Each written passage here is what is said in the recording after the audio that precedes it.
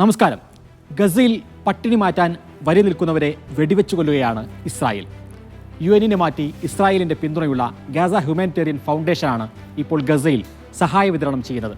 ഇവിടെയാണ് ഇസ്രായേലിന്റെ ക്രൂരത. വെടിനിർത്തൽ ചർച്ചകൾ സജീവമാണെങ്കിലും യുദ്ധം നിർത്തില്ലെന്ന നിലപാടിലാണ് നെതന്യാഹു. അമേരിക്കൻ സർവകലാശാലകളിൽ പഠിക്കാൻ ആഗ്രഹിക്കുന്ന വിദേശ വിദ്യാർത്ഥികൾക്കുള്ള വിസ നടപടിക്രമങ്ങൾ തന്നെ ട്രംപ് ഭരണകൂടം നിർത്തിവെക്കുകയാണ്. അപേക്ഷകരുടെ സോഷ്യൽ മീഡിയ ഇടപാടുകൾ കർശനമായി പരിശോധിക്കുന്നതിനുള്ള പദ്ധതിയും പ്രഖ്യാപിച്ചു. ഇസ്രായേലിനെ വിമർശിക്കുന്നവരും ഫലസ്തീനെ പിന്തുണക്കുന്നവരും US ക്യാമ്പസുകളിലേക്ക് വരേണ്ട എന്നാണ് ട്രംപ് സർക്കാർ ഉദ്ദേശിക്കുന്നത്. കഴിഞ്ഞ ആഴ്ചയിലെ പ്രധാന ലോക വാർത്തകൾ സമഗ്രമായി കാണാം. വേൾഡ് വിതസിലേക്ക് സ്വാഗതം. ഗസയിലെ കുഞ്ഞുങ്ങളുടെ നരകയാതന ലോകരാജ്യങ്ങൾ നിസ്സംഗതയോടെ നോക്കി നിൽക്കുകയാണ്. സ്കൂളുകളിൽ ബോംബിട്ട് ഇസ്രായേൽ ആയിരങ്ങളെ കൊന്നുകഴിഞ്ഞു. ഗസ സിറ്റിയിലെ ഫഹ്മി അൽ ജർജാവി സ്കൂളിൽ ബോംബിട്ട് 18 കുഞ്ഞുങ്ങളടക്കം 30-ലധികം പേരെയാണ് ഇസ്രായേൽ കൂട്ടക്കൊല ചെയ്തത്. ബോംബിങ്ങിൽ തീയാളുമ്പോൾ രക്ഷപ്പെടാനായി ഓടുന്ന 4 വയസ്സുകാരി വർദ്ധയുടെ ദൃശ്യങ്ങൾ ലോകമാകെ കണ്ടു. വർദ്ധയുടെ ഉമ്മയും 5 സഹോദരങ്ങളും വെന്തു മരിച്ചു. അന്താരാഷ്ട്ര മുഖ്യധാരാ മാധ്യമങ്ങൾക്ക് അപ്പോഴും ഈ ചിത്രം പ്രധാന സംഭവമായില്ല എന്ന വലിയ വിമർശനം UK-യിലും US-ലും ഉയർന്നു. ഗസയിൽ ഇസ്രായേലിന്റെ സമ്പൂർണ്ണ ഉപരോധം വരുന്നതിന് മുമ്പ് UN സംവിധാനം വഴിയായിരുന്നു ഭക്ഷണ വിതരണം.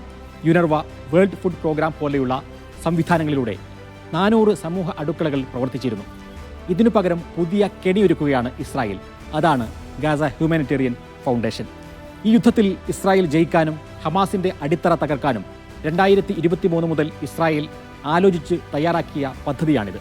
ഒരു അന്താരാഷ്ട്ര സന്നദ്ധ സംഘടനയുടെ വേഷമണിഞ്ഞ് ഗസയിലേക്ക് കയറിക്കൂടുക, സാധാരണ ജനങ്ങളുമായി അടുത്ത് ഇടപഴകുക, സഹായ വിതരണത്തിന്റെ നിയന്ത്രണം ഏറ്റെടുക്കുക, പതുക്കെ പതുക്കെ ഹമാസിന്റെ സ്വാധീനം ഇല്ലാതാക്കുക, അങ്ങനെ ഗസ നിയന്ത്രിക്കുക.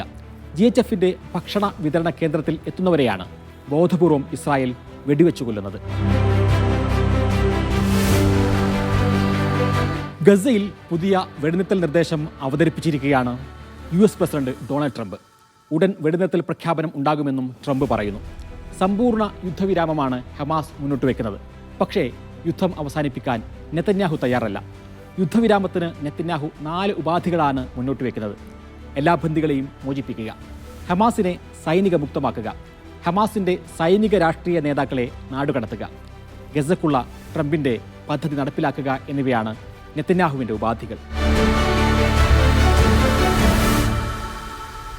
ഒക്ടോബർ 7 ഹമാസ് ആക്രമണം കൊണ്ടാണ് ഗസയിൽ ഇസ്രായേലിന്റെ വംശഹത്യ എന്ന് കരുതുന്ന നിഷ്കളങ്കരുണ്ട്. അവർ വെസ്റ്റ് ബാങ്കിലേക്കും ജെറുസലേമിലേക്കും നോക്കണം. ഈ രണ്ടിടങ്ങളിലും ഇസ്രായേൽ ഫലസ്തീനികൾക്കു നേരെ കൊടും ഭീകരതയാണ് ഇപ്പോൾ അഴിച്ചുവിടുന്നത്. അധിനിവേശ വെസ്റ്റ് ബാങ്കിൽ 22 കുടിയേറ്റ കേന്ദ്രങ്ങൾ കൂടി സ്ഥാപിക്കുമെന്ന് ഇസ്രായേൽ പ്രഖ്യാപിച്ചിരിക്കുന്നു.